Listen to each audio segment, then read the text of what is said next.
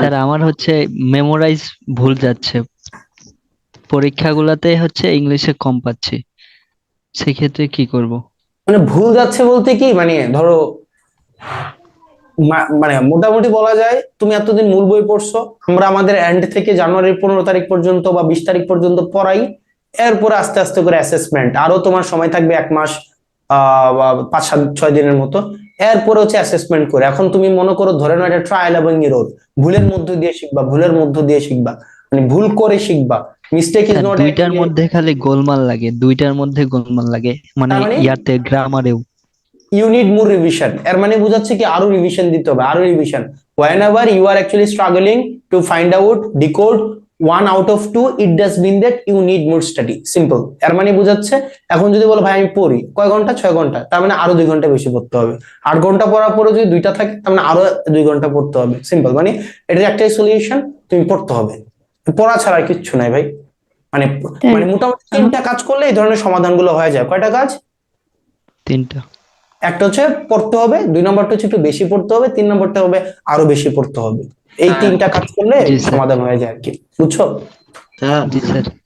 Sir আমার Okay. সমস্যা sir, আমি কোশ্চেন ব্যাংক সলভ করতে পারি ভাই, আপনি যেটা পড়ান সেটাও সলভ করতে পারি, কিন্তু পরীক্ষার কালে সময় যে কোশ্চেনটা ধরতে পারি না ঠিক মতো, তখন আউলাই ফেলাইছে। স্যার এটা আমারও প্রবলেম। এইটাই আমারও মেন স্যার। সমস্যা হয়ে যাচ্ছে। কোশ্চেন ব্যাংক সলভ আমি করতে স্যার পারি, ও জায়গায় বাজে না, দুই একটা বাজলে দেখলে হয়ে যায়, কিন্তু পরীক্ষার টাইমে যে কোশ্চেনটা ধরতে পারি না। আমরা রুলস গুলো পড়ি, যে ক্লাসে যে প্র্যাকটিস গুলো আছে ওগুলো ঠিকঠাক মতো করতে পারি, তারপরে কনসেন্ট্রেশন টেস্টের সময় পারি, কিন্তু ওই উইকলি যে টেস্ট, তারপরে এই জায়গায় একটা কোশ্চেন ইয়া ধরা টেস্ট মিস আছে, হয়ে যায় ওগুলোতে পারি আমাদের। না। যেটা এইটা সমাধান কি কি করতে হতে পারে, পারি? আমি যদি তোমাদের এই প্রবলেম বলতাম তাহলে তোমরা আমাকে কি সমাধান দিতা? স্যার আপনি বেশি বেশি বলেন, আমরা প্র্যাকটিস, তো পারি না। আপনি বেশি বেশি প্র্যাকটিস করবেন স্যার। Yes, yes. এটা কে বলছো, আবার বলো। স্যার আমি বাইজিৎ বলতেছি, হ্যাঁ বলো, আবার বলো। কি করবো ভাইয়া? বেশি বেশি প্র্যাকটিস করতে বললাম। হ্যাঁ, বেশি বেশি প্র্যাকটিস করলে সমস্যার সমাধান মানে হয়ে যাবে, রাইট? স্যার এই প্রবলেমটা হ্যাঁ হচ্ছে, ভাইয়া। মানে আমি একটা কাজ করছিলাম, এটা কাজে দিছে, যে একটা টপিক কয়েকদিন আগে পড়া হয়েছে, 5-7 দিন আগে, যে কোনো তুমি একটা কি গ্রামারের ছুটি টপিক। ছুটি তুমি? জি স্যার আমি ছুটি। বাহ, অনেকদিন পরে তোমার সাথে কথাবার্তা হইতেছে, অলমোস্ট 1 মাস, 1 মাস আর বেশি হবে না? হ্যাঁ স্যার ওইরকমই, একদিন লাস্ট ক্লাসে কোনো একটা ক্লাসে কথা হয়েছিল, এরপরে আর তো হ্যাঁ, হয়নি। বলো। এরপরে মানে 5-7 দিন আগে একটা টপিক একদম ফুলফিল প্র্যাকটিস সহ করা হয়েছে, এরপরে 5-7 দিনে আর ধরা হয়নি, অন্য সাবজেক্ট পড়া হয়েছে।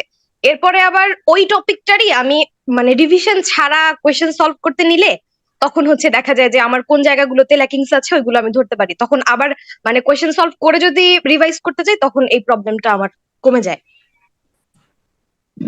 আচ্ছা, তার মানে তুমি বলতে চাচ্ছ পজ দিয়ে দিয়ে রিভিশন দেওয়া, ধরো আমি আজকে পড়লাম, আবার 2 দিন পরে আবার রিভিশন, আবার ধরো 3 দিন পরে আবার রিভিশন, আবার 1 সপ্তাহ পরে আবার রিভিশন, রাইট? পজ দিয়ে দিয়ে রিভিশন দেওয়া, তাই তো?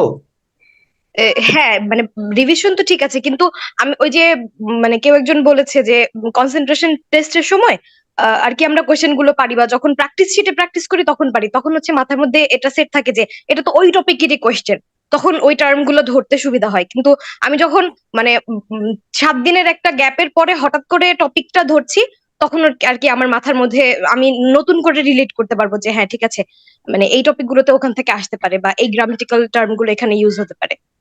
স্যার Yes, ঠিক, yes, একবারে true. ঠিক। কিন্তু একবারে। প্রবলেমটা আমার কাছে মনে হচ্ছে অন্য কারণে হচ্ছে। না স্যার, কেন মানে হচ্ছে হচ্ছে বাবা? আমরা না, আমরা আমার ক্লাস কাছে মনে করার পর হচ্ছে ভাইয়া যখন যে হয়তো আপনারা আমাদেরকে আরো কঠিন ভাবে প্রস্তুত করতেছেন, যাতে আমরা কঠিন ভাবে মানে কঠিন পথ দিয়ে যদি যাতায়াত করি, তাহলে বিশ্ববিদ্যালয় পরীক্ষাগুলোতে যাতে ঠিকঠাক মতো আনসার করতে পারি আর কি। হ্যাঁ ভাই, আগে আমরা এটা বলতাম যে তোমাদেরকে একদম মানে বস্তাবন্দি অবস্থা পিটায়া পুটায়া তোমাদেরকে দৌড়ে পাঠাই দিচ্ছি, বস্তা বন্ধ করে, হাত পা বাইন্ধা। তুমি যদি দৌড়াইতে পারো তার মানে তুমি পৃথিবীর যে কোনো জায়গায় দৌড়াইতে পারবা। তোমাকে উল্টা দৌড়াইতে বলুক, উপরে দৌড়াইতে বলুক, নিচে দৌড়াইতে বলুক, চোখ বন্ধ করে দৌড়াইতে বলুক, আমরা তোমাদেরকে চোখ বন্ধ করে দৌড়ানো শেখাচ্ছি এক্সট্রিম লেভেলের। এরপরে তোমাদের যাই বলা হোক না কেন তোমরা যেন পারো। এখন তুমি যদি পরীক্ষার হলে গিয়ে বসে থাকো বা না দৌড়াও, যে না আমি আর দৌড়াবো না, তখন তার কিছু করার নাই। বাট তুমি যদি দৌড়াও, অ্যাটলিস্ট দৌড়াও, তাহলে অ্যাটলিস্ট তুমি মাইলস্টোনে পৌঁছে যেতে পারবে, এই আর কি।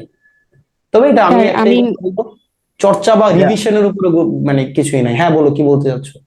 স্যার BCS থেকে মেমোরাইজিং কোশ্চেন, পার্ট এ ছাড়া আমি আর কিচ্ছু পড়বো না, মানে এখান থেকেই আমার কি ফুলফিল হবে। মানে মেমোরাইজেশন অনেক পড়া হয়ে যাবে, কিন্তু এর মধ্যে অনেক পড়া হয়ে যাবে, সামনে অনেক ভোক্যাবস আছে। তবে আই উড সে তুমি মূল বইটা একটু পড়ো, কারণ মূল বইয়ের দায়িত্ব মানে মূল বই পড়া লাগবে। মানে টেক্সট বুকটা?